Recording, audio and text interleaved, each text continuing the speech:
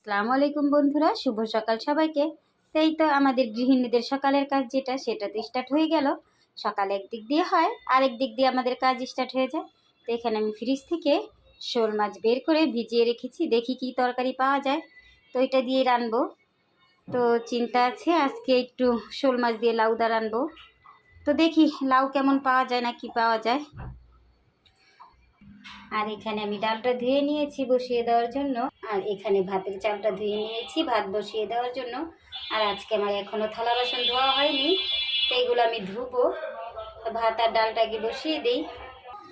আর এখানে আমি কালকে যে শুটকি রান্না করেছিলাম সেই তরকারিটা একটু রয়ে গিয়েছিল, তো এই তরকারিটাকে একটু গরম করে নিব।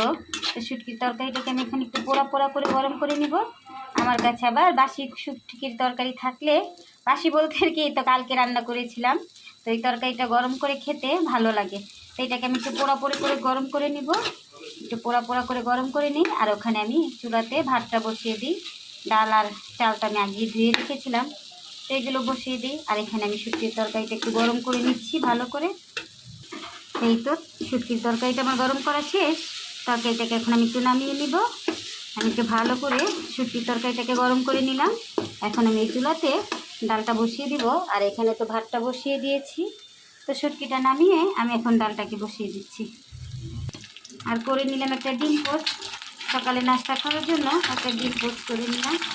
তারপর ডিমটা পোস্ট করার শেষে আমি ডালটাকে বসিয়ে দিব। এই তো ডালটা আমি বসিয়ে দিলাম কাঁচামরিচ আর লবণ দিয়ে। তো ডালটা বলক আসলে আমি হলুদ দিয়ে দিব। আর এখানে আমার ভাতটাও হয়ে আসতেছে, তো হোক এগুলো। আর আমি দুপুরে রান্নার একটু আয়োজনটা রেডি করে নিই। ওরা ডাল আর ভাত তো রান্না করা আমার শেষ। শুটকির তরকারিটা আমি গরম করে নিয়েছিলাম, তো বলেছিলাম শোল মাছ ভিজিয়ে রেখেছি, তো শোল মাছ দিয়ে লাউটা রান্না করার জন্য এই যে লাউটা নিয়ে এসেছি।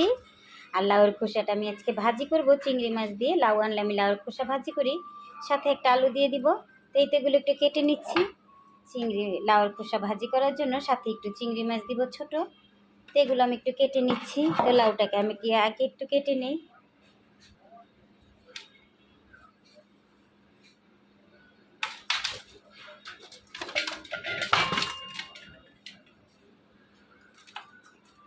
তো লাউটাকে আমি একটু কেটে নিচ্ছি, একটু ভারী ভারী করে খোসাটা কেটে নিব, যেহেতু খোসাটাকে আমি আজকে ভাজি করব।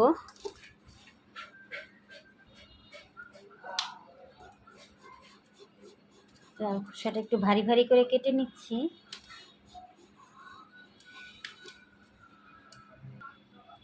তো লাউটাকে আমি একটু চাকা চাকা করে কুটে নিচ্ছি এই সাইজটা করে।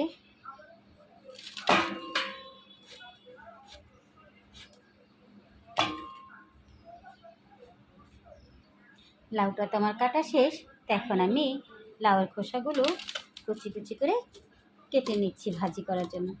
তো এগুলো আমি কেটে একটু পরিষ্কার করে নিই। লাউয়ের খোসাটা কাটার পর আমি চিংড়ি মাছটাকে বেছে নিব। তো আমার শেষ। তো এখানে আমি লাউয়ের খোসাটা ধুয়ে নিয়েছি, চিংড়ি মাছটাকে ধুয়ে পরিষ্কার করে নিয়েছি। আর এখানে আমি পেঁয়াজ, রসুন, ধনিয়া পাতা কেটে নিয়েছিলাম। আর লাউটাকে ধুয়ে নিয়েছি। এখন আমি মাছটাকে ভেজে নেব আর ভাজিটাকে চড়িয়ে দিব। এখানে আমি কড়াইতে আগে তেল বসিয়ে দিয়েছিলাম, তেলটা গরম হয়ে এসেছে। এখন আমি মাছগুলো দিয়ে দিব। আর এখানে আমি ভাজি বসানোর জন্য পেঁয়াজ কুচি, রসুন কুচি আর কাঁচামরিচ তেলে দিয়ে দিয়েছি ভাজা হওয়ার জন্য। তো ভাজা হোক, এখানে আমি মাছটা দিয়ে দিচ্ছি মাছটাকে ভাজি করে নেওয়ার জন্য। তো মাছটা আমি দিয়ে দিলাম, মাছটা ভাজা হোক। এখানে আমি ভাজিটাকে চড়িয়ে দিচ্ছি। ভাজি পেঁয়াজ কুচি আর রসুন কুচিটাকে আমি একটু ভেজে নিচ্ছি। আর ওখানে আমি লাউটা তো মেখে রান্না করব, তো লাউটাকে সব মশলা দিয়ে, রেগুলার যে মশলা দিই ওইটা দিয়ে আমি একটু মাখিয়ে নিচ্ছি। পেঁয়াজটা তো আমার ভাজা শেষ। এখানে আমি দিয়ে দিলাম সামান্য একটু আদা রসুন বাটা, দিয়ে দিলাম পরিমাণ মতো লবণ ভাজিটা করার জন্য, সামান্য একটু দিয়ে দিলাম হলুদের গুঁড়া কালারটা ভালো আসার জন্য, দিয়ে দিলাম একটু ভাজা জিরার গুঁড়া। এখন আমি মশলার সাথে চিংড়ি মাছটাকে একটু ভেজে নিব। তো চিংড়ি মাছটা আমি দিয়ে দিলাম আর কি। চিংড়ি মাছটাকে আমি ভেজে লাউ খোসা আর আলু কুচিটা আমি দিয়ে দেবো। চিংড়ি মাছটা একটু ভাজা হোক। আর এখানে আমি মাছগুলোকে চুলকে নেবো। এই মাছগুলো আমার ভাজা হয়ে এসেছে, এক পিঠ হয়ে এসেছে আর কি, তো এটা আমি চুলকে নিচ্ছি। চিংড়ি মাছটা তো আমার ভাজা শেষ। আমি লাউয়ের খোসা আর আলু কুচিটা দিয়ে দিলাম। আমি একটু ভালো করে নেড়ে মিলিয়ে নিচ্ছি। মিলিয়ে আমি একটু ঢেকে দেব। তো এখানে আমি লাউ রান্না করার জন্য দিয়ে দিয়েছি আদা রসুন বাটা, হলুদের গুঁড়া, মরিচের গুঁড়া, লবণ, পেঁয়াজ কুচি, কাঁচামরিচ। তো এটাকে আমি এখন একটু ভালো করে হাত দিয়ে মাখিয়ে নিব। এখানে আমি তেল দিইনি, কারণ আমি লাউটাকে বাগার করব। তো আমি একটু হাত দিয়ে মাখিয়ে সুন্দর করে এখন চুলাতে বসিয়ে দিব। আমি একটু খুব ভালো করে মাখিয়ে নিচ্ছি। তো মাছটা তো আমার ভাজা শেষ, মাছটাকে আমি নামিয়ে নিব। আর এই চুলাতে বসিয়ে দেবো লাউ। ভাজিটা দেখি কী অবস্থা।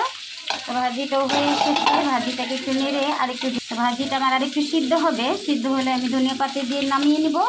আর লাউটা হয়ে গেলে লাউটাকে একটু বাগার করে নিব। তো এই চুলাতে আমি বসিয়ে দিলাম লাউটা। তো লাউটা একটু সিদ্ধ হোক, তারপর আমি মাছটাকে দিয়ে দিব। পুরো সিদ্ধ হয়ে গেলে আমি বাগার করে নিব। তো ভাজিটা তো মাঝখান দিয়ে একবার নেড়ে দিয়েছিলাম। নেড়ে আমি টমেটো কুচি আর ধনিয়া পাতা দিয়ে দিয়েছিলাম। তো ভাজিটা আমার হয়ে এসেছে। ভাজিটাকে আমি নামিয়ে নিব। আর এখানে আমি দেখি লাউয়ের কী অবস্থা। তো লাউটাকে আমি ঢাকনাটা উঠিয়ে, লাউটা আমার একটু মজে এসেছে বলতে হাফ সিদ্ধ হয়ে এসেছে। তো এখন আমি লাউর মধ্যে দিয়ে দিব মাছটা আর টমেটোটা। তো সব মাছ আমি দিয়ে দিচ্ছি। আর একটু সিদ্ধ হয়ে আসলে আমি বাগার করে নিব। তো মাছটা দিয়ে আমি টমেটো দিয়ে দিব। এই তো টমেটো আর মাছটা আমি দিয়ে দিলাম। তো আমার লাউটা আরেকটু সিদ্ধ হতে হবে। তো সিদ্ধটা হলে আমি বাগার দিয়ে দিব।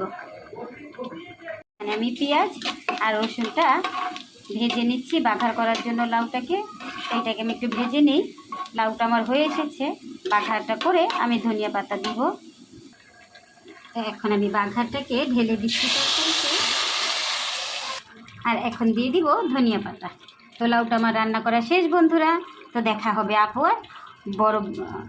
হবে আবার ছোট বোনের কোনো পরবর্তী ভিডিওতে। আল্লাহ হাফেজ। ওই পর্যন্ত আপনারা সব আল্লাহর রহমতে ভালো থাকেন। আমার অনেক অনেক দোয়া ও শুভকামনা আপনাদের জন্য রইল। ছোট বোনটার জন্য আমার ছোট বোনটার জন্য আপনারা মন থেকে একটু দোয়া করবেন। আল্লাহ হাফেজ বন্ধুরা।